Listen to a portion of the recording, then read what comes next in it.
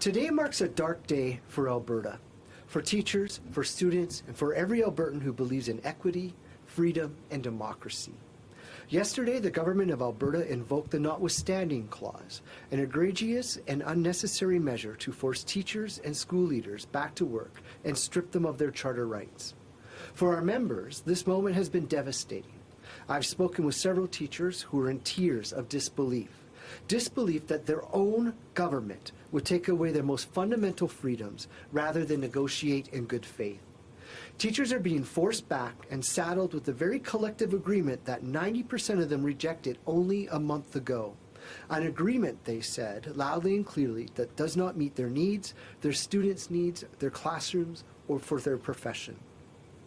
By invoking the notwithstanding clause, this government has done more than silence teachers and school leaders. It has silenced democracy itself. This is an assault on the rights of every Albertan.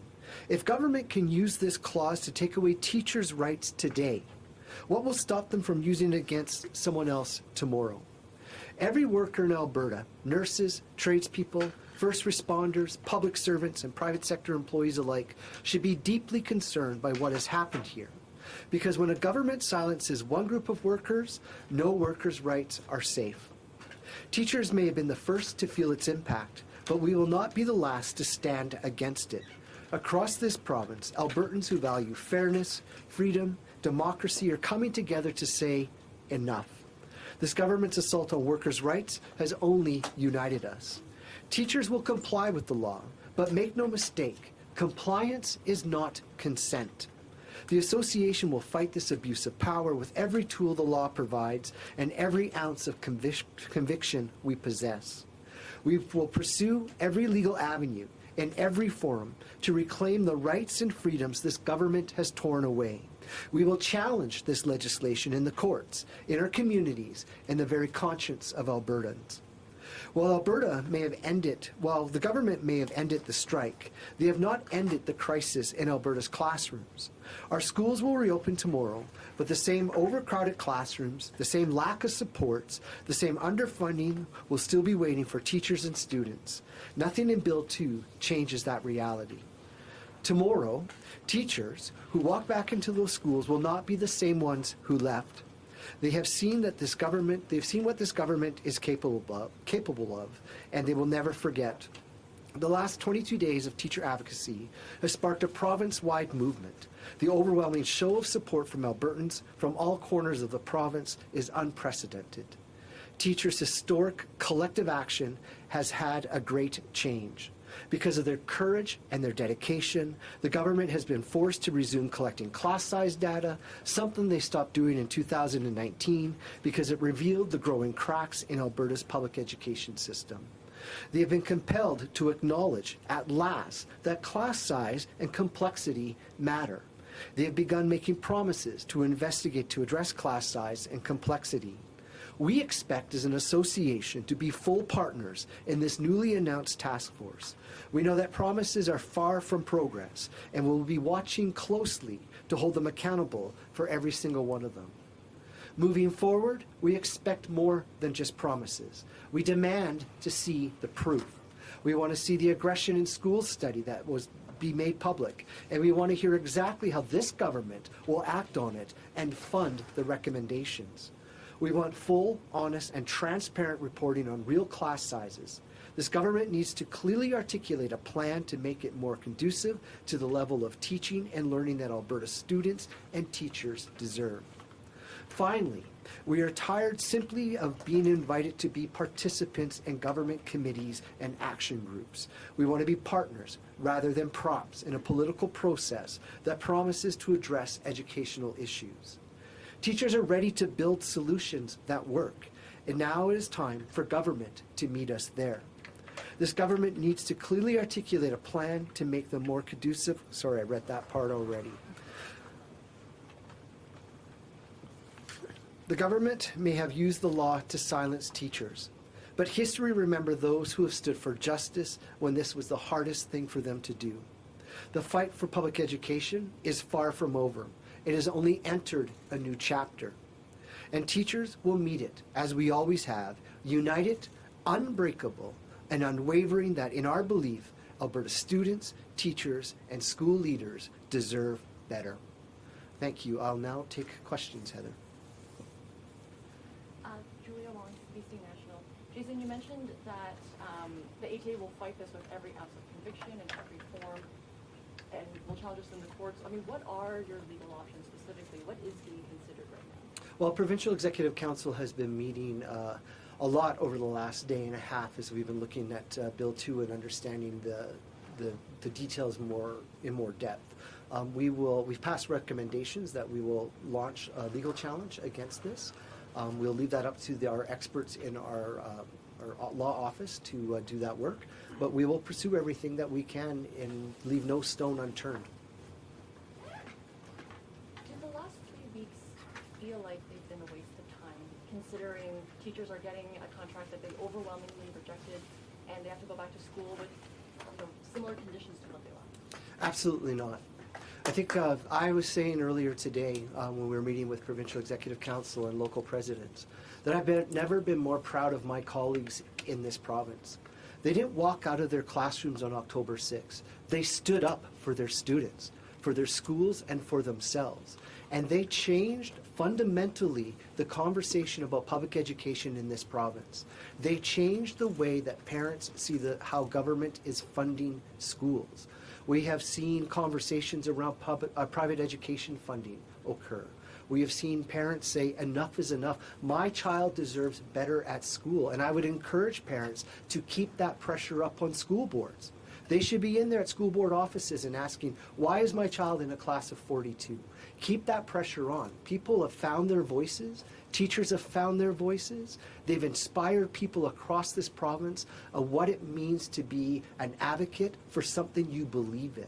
And I'm so proud of my colleagues across this province. Hey, Travis McEwen, CBC News. What's the ATA's direction right now for teachers and members on extracurricular activities? Are they being told to volunteer with that in field trips or to not? Well, we've told our members yesterday in a communication with them that under this bill, any kind of work to rule would be considered illegal, and there's hefty fines that come with that. But they need to evaluate and reevaluate how they're spending their voluntary time at school.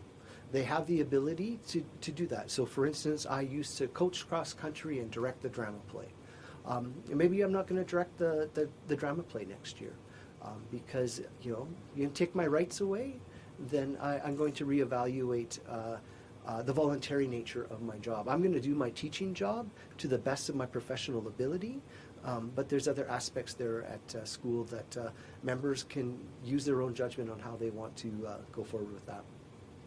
Many districts are waiting to hear from the province on what's going to happen with lost instruction time over the past 3 weeks. Is there anything that you would like to see, anything teachers would like to see to make up for that time that may or may not happen? Well, one of the things I think I would like to see happen is a reevaluation of diploma exams in January. Teachers have lost time, and when I talk to some colleagues, they're like they will not be able to make some of that time up in terms of especially diploma courses. So I think they've made the ones in November optional. They can re-examine the ones in January as well. We know through COVID that the amount those tests were worth, whether they were optional, it shifted every semester it seems, so we've got opportunities to look at that as well. Sarah Cominino with Global News. When it comes to other unions stepping up and potentially taking action of their own, what are your thoughts about that kind of support? Well, I think when you look at the notwithstanding clause used here in Alberta, every union, every worker, whether they're unionized or not, should be entirely concerned about what has just happened. If they're going to infringe on the rights of one group, they're going to infringe on the rights of other groups. I fear that this is just the start for this government. So for unions to come together and to have conversations about how they're going to support one another, how they're going to move together shoulder to shoulder to ensure that we don't erode workers' rights in this province, I think is only a good thing. I know that teachers would never want to impact students when they return, but there could be a feeling, like just that frustration, like how can teachers go back to work with everything that's happened and also not put students in the middle of this or be able to move forward and not have them further impacted? Well, I've talked to several of my colleagues through the last day, and they're frustrated. They're emotional. Yesterday was a hard day for teachers in this province, and we have to recognize that, and we have to honor those feelings, because they've put everything on the line for 3 weeks, everything. And the government just chose to legislate them back and to strip away their rights while doing it. And they're going to have emotions going into school tomorrow. But the colleagues I spoke to also recognize that their students deserve to be in a school that is safe and caring. They deserve to have a teacher who is present and working with them. And I trust my colleagues' professionalism to the very core of my being. And I know that they will be there for students. They just might not be there for the government. What is the ATA's next move here? Well, we'll be launching legal challenges, of course. We've made some communications to our members, but we will, about voluntary extracurricular kind of work. We will take some time to evaluate our next steps. But I'll tell you right now, our advocacy work won't change. So you've seen ad campaigns in the past, like the least, for instance, because we are the least funded school jurisdiction in all of Canada. That won't stop, because that work, compounded with the conviction of my colleagues over the last 3 weeks, has made a change. It's made a difference in this province. Government, for instance, is now going to start collecting class size data again, something that we've been talking to them about for years. How do you truly understand the class size issues here in Alberta if you don't collect the very data that tells you what it's about? So we will continue to plan our next steps for advocacy work, because that doesn't ever stop. Until this government starts funding this school system here in Alberta to the way that it deserves to be, we will not stop in our work. All right, I think we're gonna move. Oh, I got one. Connor. Sorry, Connor Hogg, CTV News. I'm just curious what you think about what the ATA is demanding, and since the government is using the notwithstanding clause, does that give you any thinking that that they will listen to what you have to say? Or do you mean in terms of the task force committees Yes. and that? It's my expectation that we're involved. When we talk about task force, the last time that the Alberta Commission on Learning went about, people had to present to the Commission of Learning what their thoughts were. I did it myself as an individual teacher in 2002. We expect to be at the table. What we're talking about in terms of class size and complexity fundamentally affects every teacher in this province, and therefore I expect us to be at that table as partners. We can't just be a participant who is just referred to once in a while as the task force is doing its work. We need to be at the table, because teachers will know fundamentally what will and won't work for them in their schools. But doesn't using the notwithstanding clause indicate to you that the government may not potentially be interested in hearing? Well, yeah, I mean, the government is going to have to work on some trust issues, obviously, because my colleagues right now are not going to fundamentally trust what government has to say. So we'll have to work that out through conversations about what that looks like and just how it will unfold at that point. All right. We are going to move our questions online now. Kaden, please go ahead and unmute yourself. Jason, I'm wondering what you've heard about teacher stress levels with returning to school and making up for this missed time. I've talked to many colleagues who are, they're the spectrum of emotions today and yesterday. They're a little bit stressed about going into school, worried about how we're going to get caught up on some things. But I also know that teachers are professionals, and they will address the curricular needs of students when they get there, and they'll do their best to make sure that every student learns what they need to know from the curriculum as they move forward. And other than the government making November diploma exams optional, have you heard of any other changes or supports for this disrupted school year and making sure these students have the knowledge they need to go forward? I've not heard anything more from government or school boards around that. We'll have to see if they have any ideas about moving forward. Whatever they do decide that they want to do, it would be my expectation that they engage with the association and teachers before they make those decisions. Thank you for your question. Jack, please go ahead and unmute yourself. Thank you. It's Jack Rowe with the Canadian Press. First question, can you walk me through exactly how the ATA is allowed to challenge this in court? Because I'm reading the bill right in front of me, and it quite literally says no cause of action or other legal basis for a proceeding rises against the Crown. And that includes like a regular court challenge, tribunals, kind of all of it. So how does the ATA challenge this in court when legislation clearly says it can? Well, having just seen the bill most recently, we'll have to leave it up to the experts who we work with in terms of our lawyers about how they move forward with that. But to give you the specific details of what that would look like right now, I wouldn't be able to explain that to you. Nope, that's fair. I figured I'd ask anyways. Another question, can you kind of just walk me through what you imagine teachers are doing today in terms of preparing to go back tomorrow? And maybe they're not preparing today. Maybe they're going to wake up at 5 in the morning tomorrow to try and do some prep before classes start. But can you kind of just walk me through what you think 50,000 Albertans are doing today before going back tomorrow? Well, I imagine that they're doing a variety of things. This is a day, actually I hope today, that they're processing the feelings of what happened yesterday. And a lot of them are. They're upset, they're frustrated, they are offended at the disrespect that this government has put in place for using the notwithstanding clause. So my expectation of what I think my members are doing today is that they're grieving. They're healing from this. They're processing the feelings of yesterday. We cannot underscore or underestimate the gravity of this decision that this government made yesterday. Not only to use the notwithstanding clause, but to ram it through the legislature in the way that they did. To limit debate in the way that they did. Something that we, as every Albertan, are fundamentally reliant on. That when bills and laws go through the legislature, that they go through in a way, in a capacity that has due course and justice, and that didn't happen yesterday. So I imagine my colleagues today are ruminating on that and processing those feelings, and school will start tomorrow, and they will be ready. Thank you very much. Matthew, please go ahead and unmute yourself. Okay, my excuse for the mail. Jason, what exactly is the ATA hoping to achieve with this legal challenge? Is it obviously the notwithstanding clause blocks any ability to challenge in court, but would it be a symbolic message to get a court decision? What exactly is the ATA seeking here? Well, we know that it's a tough hill to climb, but we're not afraid of climbing that hill. We're not afraid of doing tough things. Ultimately, what we want to see is the government reverse its decision on invoking the notwithstanding clause against teachers and their constitutional rights. That's all. Thank you. All right, Devin, please go ahead and unmute yourself.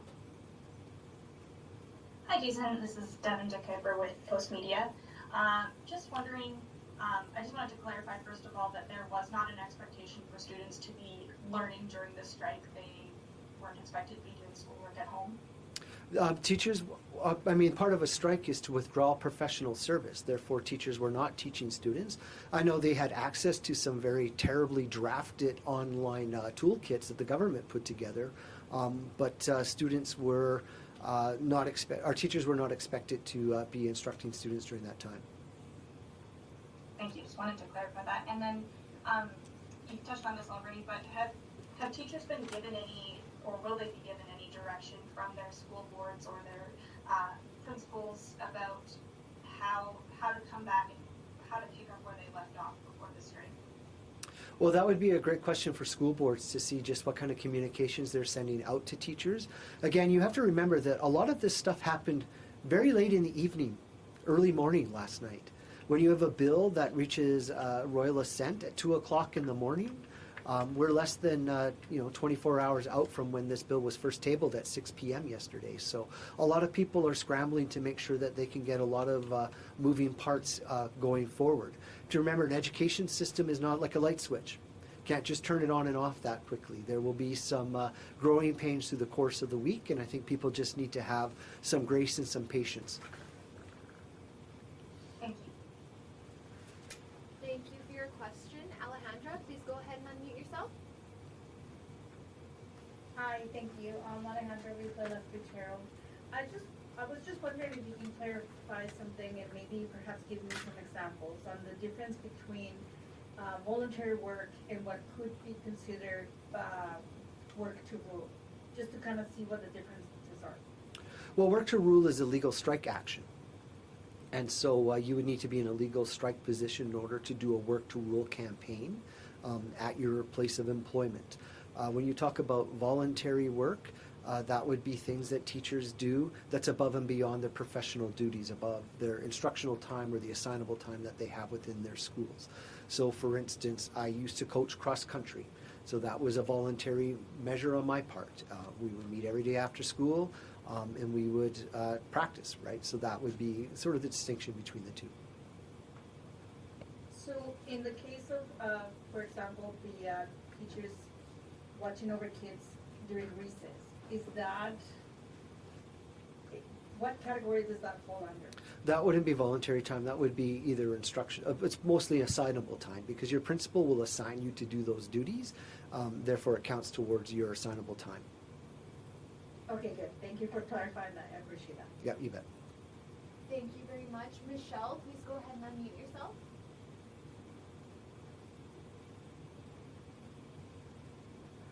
Hi there, Jason Schilling from CBC. I know we keep asking you questions about what kind of legal action you're contemplating. I guess the bill has been given royal assent, so I'm wondering, I mean, is there an option to have like an emergency injunction? Is that something you're looking at? Definitely is on the table in terms of legal pursuits of what we can do. Like I said, we will leave no stone unturned to try to get government to reverse this decision that they made to invoke the notwithstanding clause. What are the other options then? Like, I know we've been pushing you a little bit on this, but we're just trying to understand, like, what options do you have on the table? Well, again, you have to consider the fact that we just got the bill yesterday afternoon, or actually evening, sorry, and we're still doing some analytical work on that in terms of the legalities of what it will look like specifically moving forward. But I'm sure that you will hear more from us down the road when we know exactly what we're planning on doing. Nothing today? Like, are we going to hear something later this afternoon? Not today that I know of, but I can guarantee you when we know, you're going to know. Thank you for your questions. Kevin, please go ahead and unmute yourself. You said you're going to leave no stone unturned to try and get this legislation withdrawn. In Ontario, when similar legislation came forward, teachers refused to obey it. They stayed out, and that precipitated an end to the legislation. Are you considering that in this case? And if so, why? And if not, why not? Well, we communicated to our members that we would comply and that schools would open on Wednesday.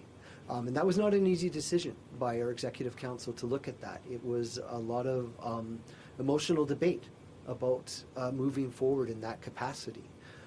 But what we have seen with this language that is within this bill, that it is draconian in its nature. It has put some very strong fences around what teachers can and cannot do. And therefore we made that unfortunate and uncomfortable decision that we would be moving forward with this in terms of compliance. We will analyze as we move forward, and as I said, in terms of the legalities of what we will do when we get to that point. The bill also removes your ability to take job action against individual school boards or individual employers. So, and the government said that they would leave up to the individual boards the decisions on how to make up for lost educational time. So if the boards, say the Calgary board where I am, decides that they want to start changing professional days or diminishing the amount of time off at Christmas or eliminating this upcoming November break, how would you guys be able to react to that if you can't take job action? Well, we would have to work with our teacher employment services that we have here within the association. We have relationships with all the boards and with all our locals about any kind of changes to calendar that we would have. Some boards and some locals have calendar provisions within their collective agreement that they negotiated locally. And so we would expect the boards to honor those provisions within the collective agreement, engage with teachers like around that. I mean, these are decisions that boards will have to make in terms of what they're going to do, but I think a board that might want to change the dates around Christmas holidays might find themselves on the business end of some phone calls from some parents. One last question, if I could. You are essentially now going back to work with the same collective agreement that, as you mentioned, 90%-ish of your members voted against. Do you feel like you lost? Do you feel like this was pointless? Do you feel like it cost them a lot of money and they didn't gain anything? No, I don't. I feel like teachers have made a difference in this province. They stood up for themselves, they stood up for their students, they stood up for public education. Parents noticed, the community noticed, business people noticed, people across this country noticed what teachers were doing in Alberta. They noticed the stand that they took, and it's made a difference. We've seen for the first time government acknowledge some of the things that teachers have been talking about. Now it's regretful that they weren't able to negotiate a salary and a collective agreement that reflected within the collective agreement changes like student-teacher ratios, but we'll still keep pushing those issues to see if they can be resolved on a policy end. But the last couple of weeks have been something that has been difficult for teachers, but they knew that going in. They walked into it with their eyes wide open, and they wanted to make this stand. And when I've talked to members, they're proud of what they've done, and they are going to keep their heads up high and keep fighting. Thank you for your questions. We're going to move back into the room here. I believe Julia. Jason, with this legal challenge that you're looking at, is there any possibility, any sense of a possibility that students and teachers won't go back to school tomorrow? We will be back at school tomorrow. Are you hoping the backing of other unions could possibly help change the mind of the government, and do you welcome that pressure from other unions who've already spoken up? Absolutely. Absolutely welcome the pressure from other unions on this, because this fight is also their fight. If they're going to come after teachers' collective bargaining rights, you can guarantee they're going to go after other unions' collective bargaining rights. It's something that even beyond the unions, other workers who are not unionized in this province have a stake in this as well. Because if they're going to start here invoking the notwithstanding clause, they've already indicated through 3 mandate letters that they plan on using constitutional measures such as the notwithstanding clause on the anti-trans legislations that they put in, Bill 27, Bill 29, and Bill 26. So we know that they're planning on doing it again. And now that we're on this slippery slope, I am gravely concerned about where it stops. Connor Hawk, CTV News again. Well, I mean, I'm curious what your thoughts are. If other unions could potentially be brought into this, if not all of the people within those unions are, as on board with going on strike as some of the leadership may be. Are you concerned that might hurt your cause? Well, what we'll have to see, and we were talking about the common front, those individuals who are there, the leadership that is around that table, we sit at that table as well. In terms of conversation, they will have to engage with their membership within their unions about what they want to do moving forward. And but we all recognize the severity of this moment. And I'm also wondering, we're hearing about a lot of students who are planning walkouts on Thursday. What's your response to that? Well, we try not to, it tells me that students got it. They understand. Students are participants within the school system. And they have every right to engage their own voices.